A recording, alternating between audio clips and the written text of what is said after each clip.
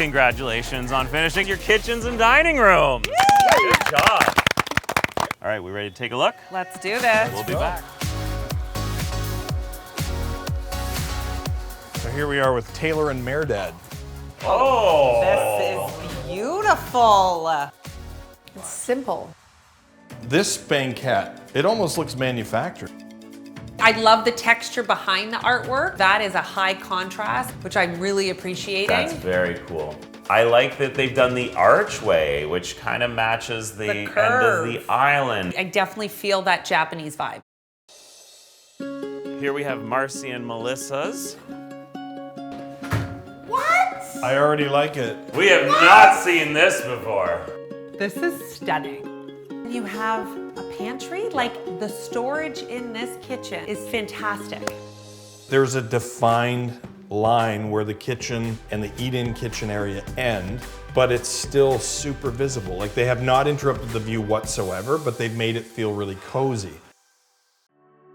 This would be Shalon and Liz. Whoa! Wow! We got coconuts! I love the cabinetry color. I think it is bold. It screams vacation. I saw them working on these coconuts. I wasn't sure how it was gonna turn out. That's well done. That could have been a huge miss. Charming and cute and fun. Overall, this type of energy is off the charts phenomenal. And this place is going to get a tremendous amount of traction online because it's so fun and it's so exciting. Tatiana and Thomas. And Cedar Shore is their theme.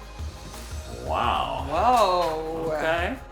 This is classically upscale. My personal favorite is the choice of countertop and backsplash. I like that this is actually real natural stone.